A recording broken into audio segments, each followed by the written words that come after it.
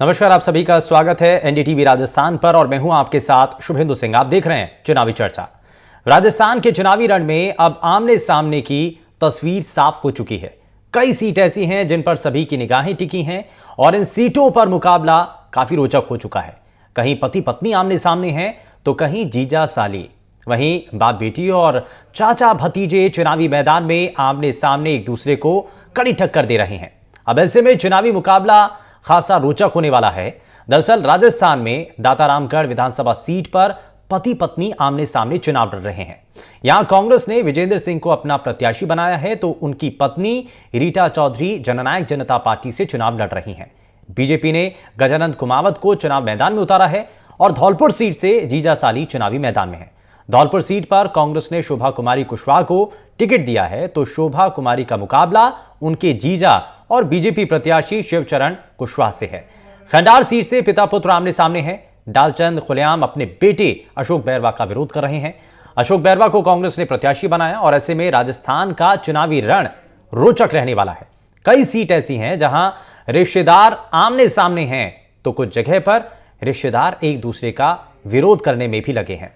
और इन्हीं तमाम चीजों को जरा समझने की कोशिश होगी कि असल मायने में रिश्तों से बढ़कर यह चुनावी दंगल नजर आ रहा है। और इसीलिए जब चुनावी मैदान के अंदर सभी नेता इस वक्त मौजूद हैं तो रिश्ते पीछे हैं और ये सियासत इस पर हावी है। और इसी तमाम चीजों को जरा समझने की कोशिश करते हैं। कुछ खास मेहमान हमारे साथ कार्यक्रम में जुड़ रहे हैं, जरा उनसे भी आपको मिलवाएं। हमारे साथ वरिष्ठ पत्रकार प्रकाश भंडारी जी हमारे साथ कार्यक्रम में जुड़ चुके हैं। बहुत स्वागत है प्रकाश भंडारी जी आपका एनडीटीवी राजस्थान पर। मैदान और ये जो चुनाव है ये बड़ा रोचक और बड़ा दिलचस्प नजर आ रहा है। इसमें रिश्ते पीछे रह गए हैं, चुनावी मुकाबला बहुत हावी नजर आ रहा है और पिता पुत्र हो, यहां चाचा भतीजा हो, ये सब चुनावी टक्कर में हैं। तो ये रिश्ते कहीं पीछे रह गए। ये चुनाव में ऐसा दिखता है, बाप बेटे के सामने होते हैं और कई बार तो ऐसा हुआ है कि बाप और बेटी की लड़ाई हो जाती है। कई बार ये होता है कि समधन, अब एक जगह जब राजस्थान में एक ऐसी विधानसभा क्षेत्र जहाँ समधन आपस से समझी जो है वो आप आमने सामने हैं, तो ये तो रोचक इसी कारण जो है ये हमारी डेमोक्रेसी की रोचकता है। जो हमारे प्रजातंत्र के अंदर ये सब चलता है और लोग इसके मजे भी लेते हैं और ये चलना भी चाहिए। अच्छा, इसमें बड़ा ये दिलचस्प मुकाबला इसलिए भी है कि अगर जीत हो या हार हो, अब आप देखिए कि अगर दोनों में से किसी की भी जीत होगी तो विधायक जो भी चुन करके आएगा, विधायकी तो घर में रहेगी। ठीक, विधायकी तो घर में रहती है। जब विधानसभा में बैठते हैं तब बात दूसरी होती है। हाँ। तब वो घर भी छूट जाता है और कहीं, लेकिन तब आप पीपल्स रिप्रेजेंटेटिव, जैसे संविधान में लिखा है पीपल्स रिप्रेजेंटेटिव। एक विधायक क्या होता है, वो पीपल्स रिप्रेजेंटेटिव होता है। पीपल्स रिप्रेजेंटेटिव एक्ट के अंतर्गत नहीं, कहने का मतलब ये है सर कि इसमें अगर पिता और बेटे के बीच में मुकाबला है, चाचा और भतीजे के बीच में मुकाबला है, पिता और बेटी के बीच में अगर मुकाबला है, जीजा अगर साली के बीच में मुकाबला है, तो दोनों में से कोई एक जीतेगा, ये तो तय है। एक ही कोई किसी को जीत हासिल होगी, तो जो भी जीतेगा तो विधायकी तो घर में ही रहेगी। विधायकी घर पर सबसे बड़ी बात यह है कि ऐसे चुनाव से कटुता भी पैदा होती है, जो जमजात होती है, लंबे समय तक चलती है, उससे छुटकारा मिलना मुश्किल होता है। दूसरे जो कटुता एक बार बन जाती है वो कई बार बहुत ही मुश्किल से मधुरता आती है, बहुत मुश्किल से। तो ये तो आप नहीं कह सकते कि चुनाव के जो हारा वो प्रत्याशी कभी अपने हार को भूल जाता है, वो ऐसा तो नहीं है। उसे हमेशा वो सब ये बात सताती है कि क्या मुझसे कमजोर व्यक्ति ने मुझे हरा दिया, या ये सब चलता रहता है, किंतु कटुता नहीं रहनी चाहिए। हाँ। ये बात का ध्यान रखा है। ठीक है, यानी कि कटुता रिश्तों में नहीं रहती है और ना ही रहनी भी चाहिए, क्योंकि ये सिर्फ सियासी मैदान है। लेकिन इसमें जब रिश्ते में ही जब अपनों के सामने खड़े होते हैं तो मुकाबला और भी ज़्यादा दिलचस्प नजर आने लगता है, मुश्किलें और भी ज़्यादा हो जाती हैं। इस बीच इन बातों को जरा समझने के लिए और कोशिश करते हैं। एक खास मेहमान हमारे साथ और कार्यक्रम में जुड़ चुके हैं, राजनीतिक विश्लेषक जितेश जेठानंदानी जी हमारे साथ कार्यक्रम में जुड़ चुके हैं। जितेश जी, बहुत स्वागत है आपका एनडीटीवी राजस्थान पर। जितेश जी, सवाल ये कि अपनों के सामने अपने हैं, मुकाबला रोचक है, दिलचस्प ये मुकाबला है, लेकिन ये कटुता रिश्तों में नहीं रहनी चाहिए, लेकिन ये सियासी दंगल भी है, जीत मिलना सर्वोपरि है। जी बिल्कुल, आप ठीक बोल रहे हैं कि शोभा रानी कुशवाहा की सर बात कर रहे थे, तो जी। इतिहास रहा है कि पहले भी इनके सामने जीजा और साली का चुनाव पहले भी रहा है। इससे पहले भी ये आमने सामने ही चुनाव लड़े हैं। शोभा रानी कुशवाहा के हस्बैंड एक मर्डर केस में अंदर चले गए थे, उसके बाद शोभा रानी कुशवाहा को उपचुनाव में जीत मिली थी, और फिर से अब पार्टी जरूर दोनों की बदल गई है, और वो कांग्रेस से और वो बीजेपी से हो गए हैं। तो ऐसे में बहुत से हमें एग्जाम्पल देखने को मिलते हैं राजनीति में, सियासत में। कहा जाता है कि बाप बड़ा ना भैया, सबसे बड़ी सीट यहाँ पर। तो रुपया वैसे बोलते हैं, लेकिन यहाँ पर सीट बड़ी है। तो सर भी हंस रहे हैं कि यहाँ पर सीट रोचक मुकाबला है, और शोभा रानी कुशवाहा और मलिंगा के आने से धौलपुर के समीकरण ओवरऑल बदल गए हैं। मुझे लगता है कि जो नीरजा है वो भी यहाँ पर उनकी सीट भी मजबूत हो गई है। ओवरऑल धौलपुर की बात करें तो यहाँ पर धौलपुर में रोचक मुकाबला देखने को मिल रहा है कि धौलपुर में सब स्ट्रांग हो गए हैं ओवरऑल। ऐसे बहुत सारे एग्जाम्पल राजस्थान में देखने को मिलते हैं। अब देखिए, चुनाव की बात करें तो राजस्थान में अब बिल्कुल टक्कर का चुनाव पहले लग रहा था, लेकिन अब हवा बदलती हुई नजर आ रही है। जिस तरह से कांग्रेस के नेताओं का विरोध आए दिन सामने आ रहा है, आज भी जैसलमेर के एक विधायक है, उनका विरोध, काले झंडे दिखाए गए। वेद प्रकाश सोलंकी की तस्वीरें सामने आई थी, गोविंद डोटासरा का कल विरोध सामने आया। इस तरह से तमाम कांग्रेस के नेताओं के जिस तरह से विरोध के स्वर देखने को मिल रहे हैं, तो आबो हवा जो है ना, वो तो परिवर्तन होती भी नजर आ रही है। एक चीज और भी है, ठीक है, विरोध भी हो रहा है, लेकिन हम हमेशा से देखते हैं राजनीति में बयानों के जब तीर चलते हैं तो एक दूसरे के ऊपर निजी तौर पर भी टिप्पणियां इसमें हो जाती हैं, क्योंकि जीत सर्वोपरि है। लेकिन जब अपने ही सामने खड़े होते हैं तो क्या निशाना उतना या हमला जो है उतना ज़्यादा घातक किया जाता है, क्योंकि सामने अपने ही हैं। अगर ये चुनाव खत्म हो जाएगा तो रिश्ते भी हैं, तो यहाँ थोड़ी सी मर्यादा वहाँ पर बनाए रखनी पड़ती है। ये भी थोड़ा सा वो हो जाता है, मुश्किल हो जाता है ये। बिल्कुल, ये तो मुश्किल हो जाता है, लेकिन राजनीति में कोई नियम कायदे नहीं होते, राजनीति में कोई रिश्ते नहीं होते। राजनीति के तरीके से ही चुनाव की तरीके से ही लड़ा जाता है। और राजनीति विश्लेषक होने के नाते मैं इतना कह सकता हूं कि राजनीति में ना चाचा भतीजा होता है, ना भतीजा चाचा होता है, और ना पति पत्नी भी आमने सामने यहाँ चुनाव लड़ ही रहे हैं, आपको पता ही है। और चाचा भतीजा भी लड़ ही रहे हैं, जीजा साली भी लड़ रहे हैं।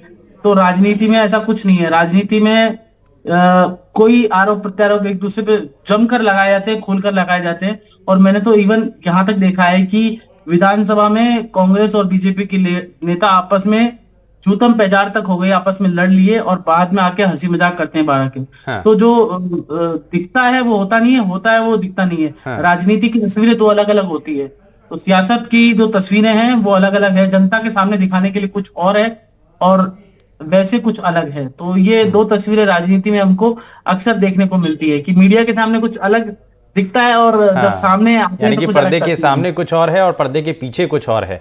लेकिन हम यही असल जो तस्वीर है पर्दे के पीछे की वो सामने लेकर के आने की कोशिश कर रहे हैं। अच्छा जितेश जी, एक चीज़ और भी है, रीता चौधरी जो कि कह रही हैं कि भैया इससे पहले मैं कोशिश कर रही थी कि टिकट मिल जाए, लेकिन उनको टिकट नहीं मिल सकी, तो फिलहाल जेजेपी की तरफ से उनको चुनावी मैदान में उतार दिया गया।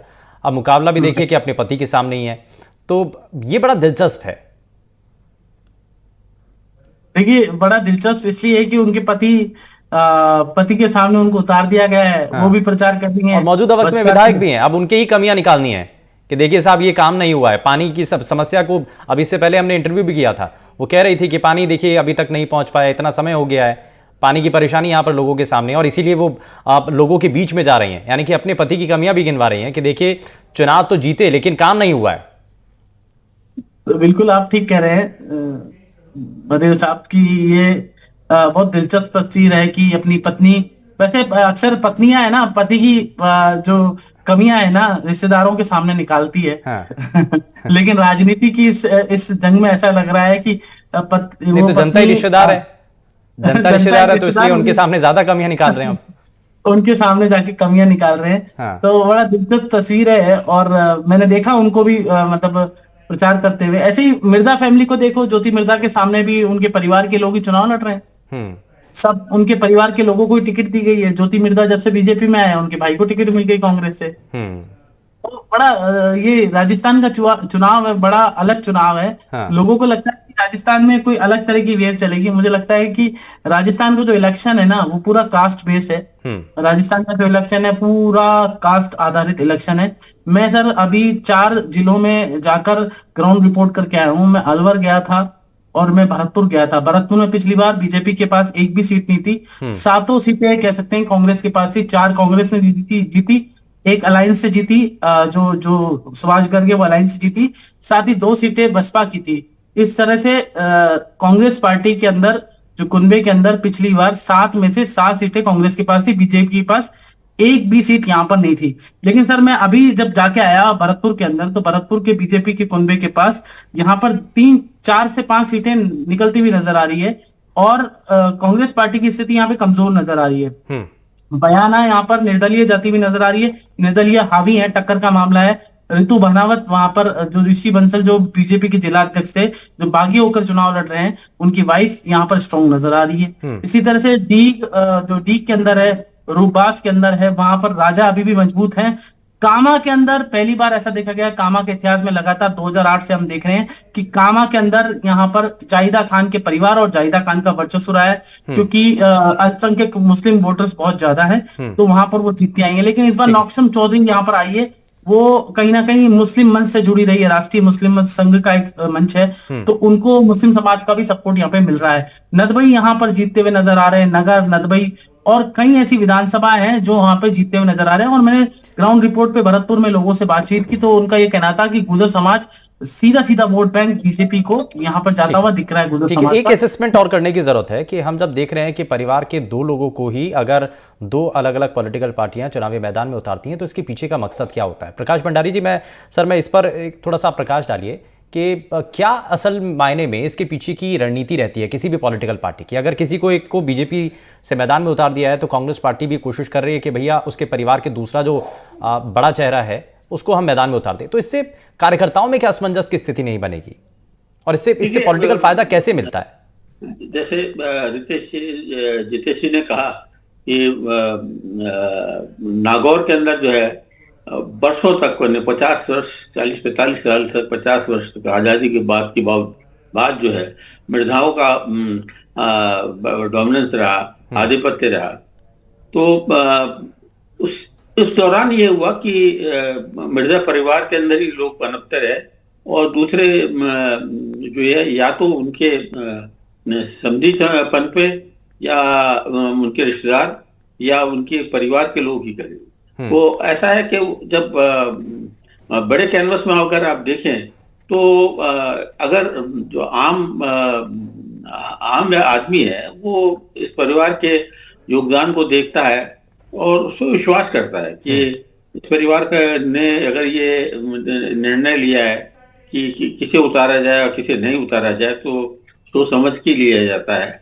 ऐसे निर्णय सोच समझ के लिए जाते हैं। तो उनका ये मानना होता है कि हमें उस परिवार के निर्णय का स्वागत करना चाहिए। और लेकिन जो परिवार से जुड़े हुए लोग हैं सर, अब देखिए कि कार्यकर्ताओं के सामने तो बड़ी असमंजस की स्थिति है। परिवार एक ही है, पति पत्नी अगर आमने सामने है, पॉलिटिकल पार्टियां चेंज हो गई हैं, तो उनसे जुड़े हुए जो लोग हैं तो वो कैसे इधर उधर कहां वोट करें? ये कंफ्यूजन नहीं बनेगा क्या? देखिए मैं आपको मैं नागौर का सीमित हूँ अभी। हाँ, नागौर की बात करता हूँ। 2013 में ये हुआ था कि नागौर में मिर्जा परिवार का वर्चस्व समाप्त हो गया था बिल्कुल। अब 2013 के अंदर उसका वर्चस्व खत्म हो गया था। उसके बाद ज्योति मिर्जा आई, जो बिल्कुल नई पौध थी, मिर्जा परिवार की थी। और मिर्जा परिवार के से मतलब 2013 के अंदर ये दिखा कि मिर्जा परिवार का कोई भी व्यक्ति चुनाव नहीं जीत पाया। लोगों में इस परिवार के प्रति जो नई पीढ़ी के लोग हैं उनमें एक पता नहीं क्या हुआ कि उन्होंने कहा कि साहब ये इस परिवार का जो डोमिनेंस आधिपत्य रहा है इसको खत्म करना चाहिए, नए लोगों को मौका देना चाहिए और कुछ। तो आप वो खत्म हो गया था। वो 2000 फिर जो चुनाव हुए तो ज्योति मिर्जा लोकसभा के चुनाव के लिए आई और लड़ी। और डॉक्टर हैं, युवा हैं, समझदार हैं और समझदार भी हैं, बहुत बढ़िया बोलती हैं, पढ़ी लिखी हैं। तो वो आई तो उनको समर्थन मिल गया। तो मिर्जाओं के बीच के अंदर ही जब उनके परिवार को तिरस्कृत किया गया था उसी परिवार से। तो ऐसा नहीं होता ये जो राजनीति में एक साइकिल चलती है, कभी कौन ऊपर आता है, कभी कौन नीचे आता है। ठीक है। तो ये सब चलता है। तो आप देखिए आज वापस मिर्जा परिवार के लोग खड़े हैं, एक नहीं 4-5 लोग खड़े हुए हैं। आप देखिए उसके हरेंद्र मिर्जा खड़े जो रावनिवास मिर्जा के पुत्र हैं, ज्योति मिर्जा खड़ी है जो नाथुराम मिर्जा की पौत्री है। इस तरह रिशपाल मिर्जा के बेटे खड़े हुए। रिशपाल मिर्जा को भी राजनीतिक ओहदा दिया गया। वही तो कह रहा हूँ सर कि अब इतने सारे लोग खड़े हो गए, तो आप जो परिवार के साथ जुड़े हुए लोग हैं, अब ये तो जो इतना देखिए, ये तो बड़ा असमंजस हो जाएगा। तो ये देखिए आप इस बात का, जिस मतदाताओं ने जिस मतदाता ने इस मिर्जा परिवार को नकारा था, मिर्जा परिवार ने नकारा था जिसे, अब उनके सामने वापस आए हैं। ठीक है। तो ये तो मतदाता देखेगा कि उन्हें स्वीकार करना है या नकारना है। हाँ ठीक है। यानी कि ये बड़ी रोचक लड़ाई है, बड़ी रोचक लड़ाई है। एक छोटे से ब्रेक के लिए हमें रुकना होगा। ब्रेक के उस पार भी जरा ये समझने की कोशिश करेंगे क्योंकि कई और ऐसी सीटें हैं जहां पर अपनों का ही अपनों से मुकाबला है। तो ये मुकाबला कितना ज्यादा दिलचस्प है, कितना रोचक है, और ये लड़ाई का अंत क्या होगा, किसकी विजय और किसकी हार, और इसमें किसको कितना लाभ, ये हम जानने की कोशिश करेंगे, लेकिन छोटे से ब्रेक के बाद।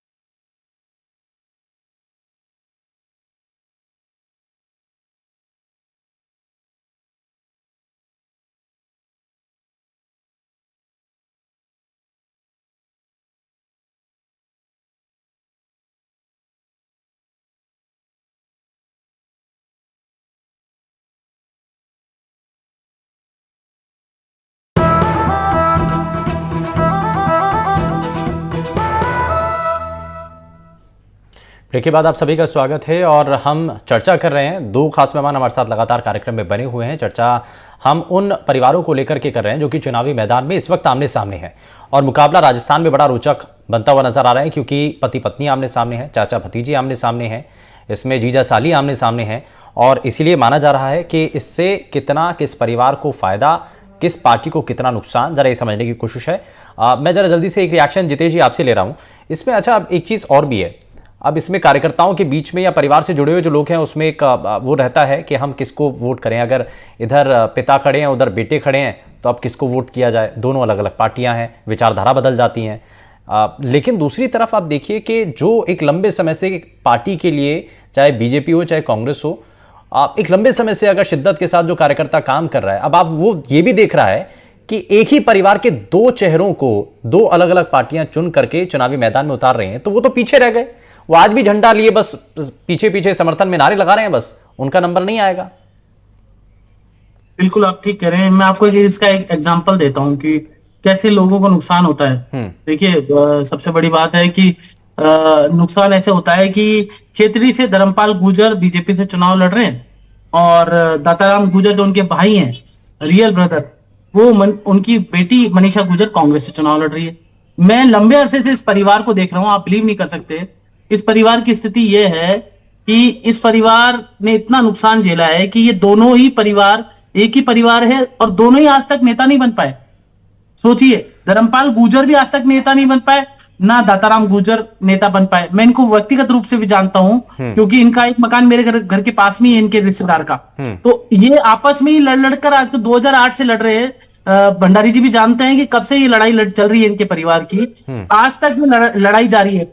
तो आपसी लड़ाई का ये भी नुकसान होता है कि आपस में जो लड़ाई है उसका नुकसान ये भी होता है कि आज तक कोई नहीं पनप पाया पूरे परिवार में से। और बात करी कार्यकर्ताओं की स्थिति, तो कार्यकर्ताओं का ना तो विकास होता परिवारवाद के कारण, ना कार्यकर्ता जो दरी उठाने वाले कार्यकर्ता वो ऊपर आ पाता। बीजेपी ने तमाम दावे और वादे किए कि हम परिवारवाद नहीं करेंगे, लेकिन हकीकत जो ग्राउंड पे हमने देखी तो कहीं ना कहीं परिवारवाद कई टिकटों में नजर आया। यहाँ पर बात करें परिवार, वो बीजेपी कहती है कि परिवारवाद वो परिवारवाद नहीं है जो हम किसी के नेता के बेटे को टिकट देते हैं, अगर वो पार्टी में काम कर रहा है तो वो परिवारवाद नहीं है।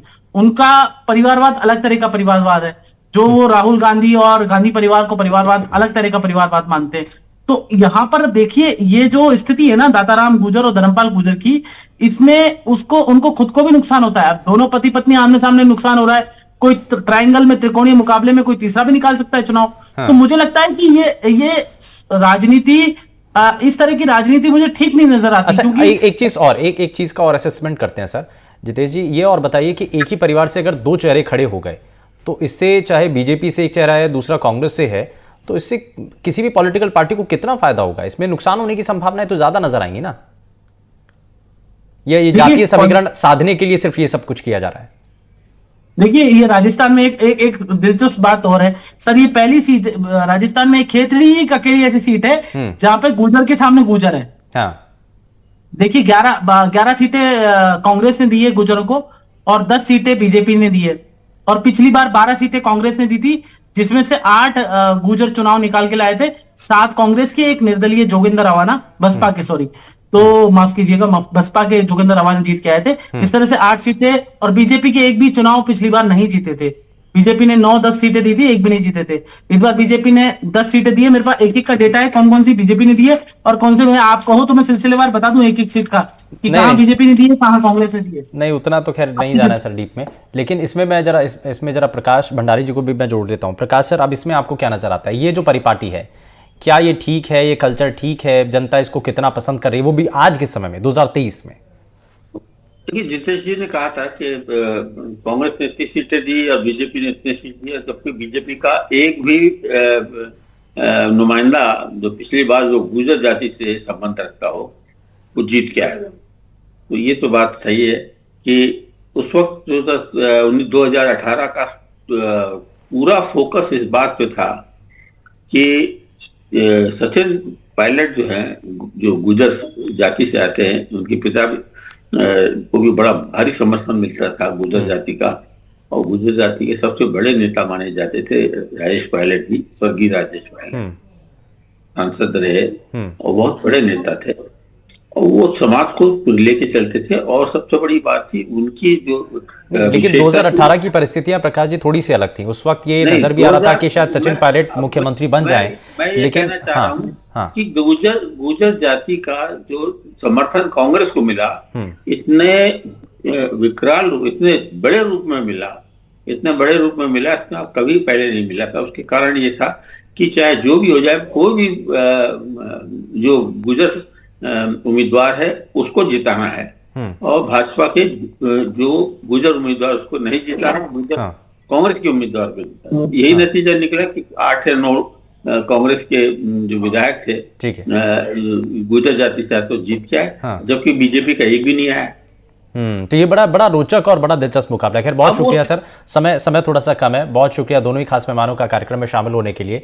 लेकिन ये रिश्तों पर भारी जो सत्ता है ना, वो पड़ती हुई दिखाई दे रही है, और इसलिए राजस्थान में ये जो सियासी मुकाबला है वो बड़ा रोचक हो चला है। चुनाव में जीत किसको मिलती है, ये फिलहाल देखना है। रुक रहे एक छोटे से ब्रेक के लिए।